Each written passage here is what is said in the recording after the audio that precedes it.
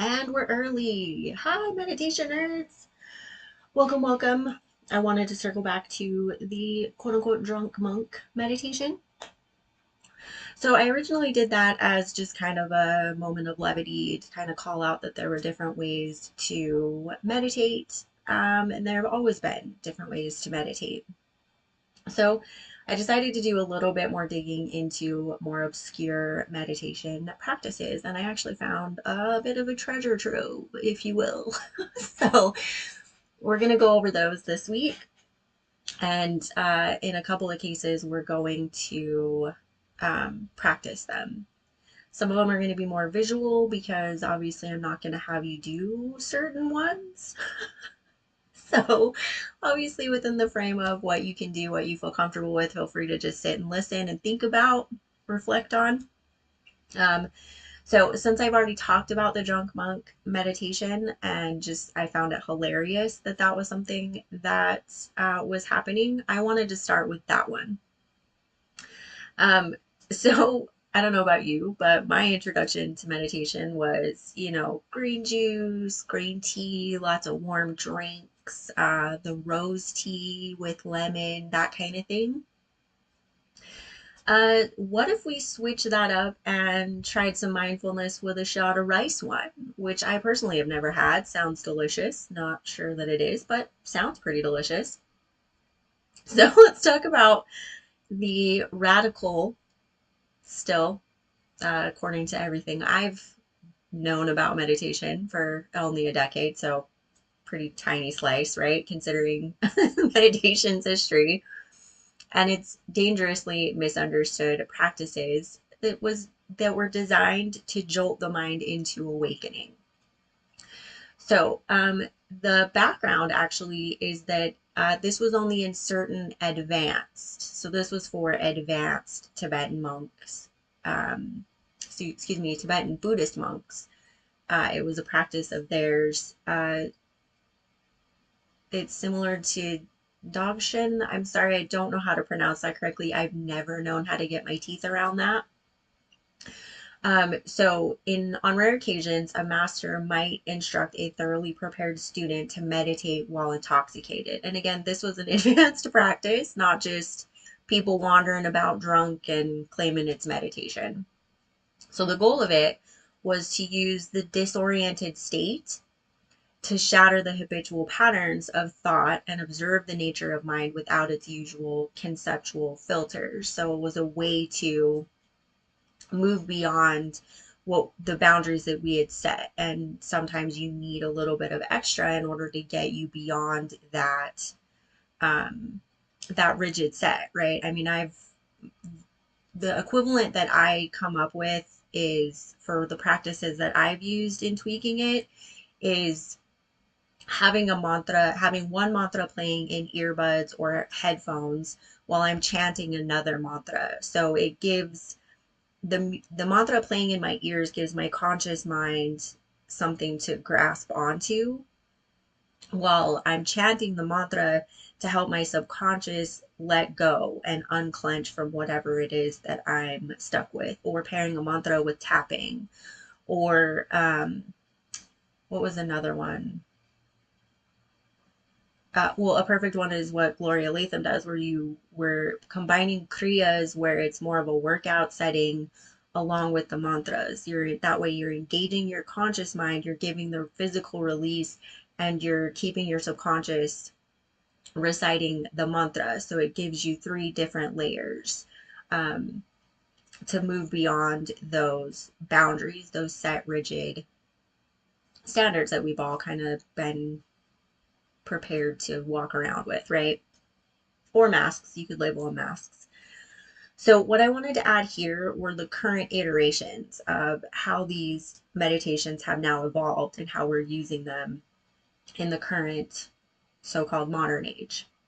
And in this instance, it would be the use of psychedelic-assisted therapy. So this is more in line with clinical settings, right? So it's not, advanced monks that are using this practice. This is now under strict clinical supervision. Substances like psilocybin are used to create a non ordinary state of consciousness that can break those rigid patterns of thinking, like depression. I've heard that this has been used in or with certain PTSD treatments as well, again, under strict supervision. And this can provide a profound spiritual or psychological insight or shift or elevation beyond the rigidness that we've built as a protective measure, right? So in this context, it's medical, not spiritual necessarily, but the mechanism of using a catalyst to disrupt the ego is strikingly similar. There's there's a through line here, which I find interesting. And it just kind of made me think about how everything that we have designed is somehow based on something in nature, such as airplanes are built, that comes from birds, right? Barbed wire comes from those weird spiky seeds. I forget what they're called now. Um, but everything that we've built has been based upon nature. So it generally my meditations bring me back to nature and the planet, just because I love nature and making those connections, especially because where I live, it's hard to connect to nature. So that's part of why I grasp for it because it's not super abundant where I'm at. Um, so I just wanted to talk a little bit more about this because I wondered what else was going on with the drunk monk meditation. And it turns out that it is an advanced approach to moving beyond the rigid standards that we've set for ourselves and to kind of dissolve the ego. And just something as an aside, this is just my own personal take between studying meditation and then studying Ayurveda, and just kind of how Ayurveda breaks down the layers. Um, the way that the ego was placed, at least within the Ayurvedic breakdown, it looks like the ego is more of a middleman. And that poor middleman is getting corrupted by the world we live in and the training that we have growing up, right? Depending on where you are. And so I just kind of want to put out there, maybe you can reflect on this, see how this resonates with you, see, you know, maybe this disrupts your way of thinking because it really disrupted my perspective on this whole thing. Like I feel like at least in the wellness area, we vilify the ego, we put everything on the ego. And the more that I learn as far as like how it's been seen just kind of through different traditions, different perspectives, is it's more of a middleman. Like the ego is actually more of like a filter, and it's getting clogged up with all the trash that we're putting in. And so then we try to blame the filter for getting clogged when we're the ones that are clogging it. It's very weird. Um, but the way that it was broken down, or the way that it sat within Ayurveda, was it's like the throat where, and this isn't how it was labeled. This is just how I have kind of put it together from what I've read and what I was learning, and then the visuals that were included. So I'm not saying that this is what Ayurveda says. I'm saying this is my takeaway from what I've been learning, where it's the ego sits in the center. So you've got all of this universal information. It's coming down. It has to pass through the ego to be filtered and compressed, right, to where our hearts or our physical beings at the lower level, so to speak, can understand, right, so that we can get the message. And it's being corrupted. So that really doesn't have anything to do with the drunk monk meditation. It's kind of just um, some this is kind of how I think. These are how my thoughts go. This particular deep dive for me also made me reflect on the ego and how we just kind of throw everything onto it like it's the problem, instead of what we've been taught, the culture we grew up in, the perspectives, etc., etc. Um, Instead of throwing it onto something other, it's, for me, it feels more empowering to be able to step into that and go, well, wait a second. I'm the one that's shoving all of this stuff into my ego, so it's my actions that are actually at fault here. And the drunk monk, where it's advanced, so it's this advanced take on, okay, let's step outside of, for the advanced students, okay, I just want to keep highlighting that because this is not, I've, I think I've said this in the drunk monk when I was speaking about it originally, was I have accidentally meditated after drinking because I had completely forgotten about my meditations, and it was getting later in the day and I wasn't willing to skip a day. So I was like, all right, well, let's see how this goes. And it definitely diluted, in my experience, the one time I did it, it definitely diluted my meditation. And I didn't care for that. I don't mess with my meditation. I don't want anything interfering with my meditation.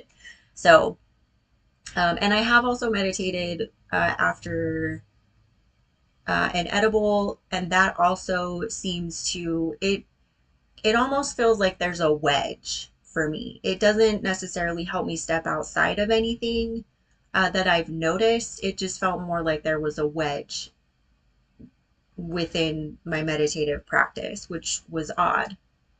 So I wish there I could find like actual experiences from the Tibetan Buddhist that did this, where they would be intoxicated. Um, and that's not drunk, right? It's the light intoxication. It's just to where you're not in the same state, so that you're able to step past those boundaries. Just wanted to also clarify that it's not drunk. I did label it drunk monk, but this is intoxication, where it's just slightly disoriented.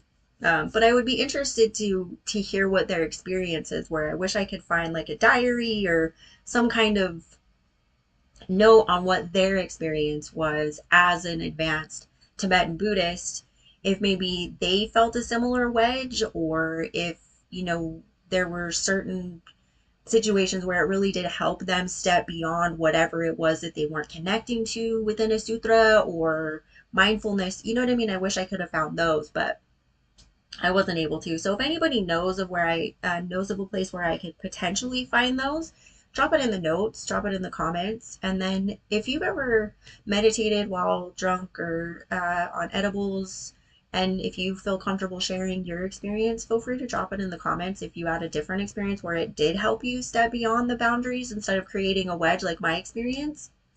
I'd be interested to hear other people's experiences with this if you've done it. Now, I'm not advocating that you do this, just so we're clear.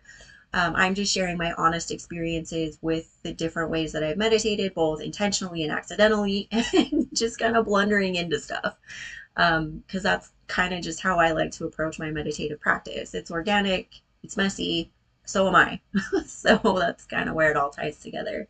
But that's it for this one. I didn't necessarily want it to be super long. I just kind of wanted to not only go back over it, because I found it hilarious and intriguing and something I hadn't heard about. It wasn't common knowledge where I was, so I thought I'd share it and then just tie in the current iteration of it, right? How we're currently using this in different settings, or how it's evolved into what we're doing currently today. So I hope you found this helpful. Feel free to let me know any comments or thoughts that you have, anything this made you think of or connect to your own meditative practice. And thank you so much for joining me. As always, I will see you next time.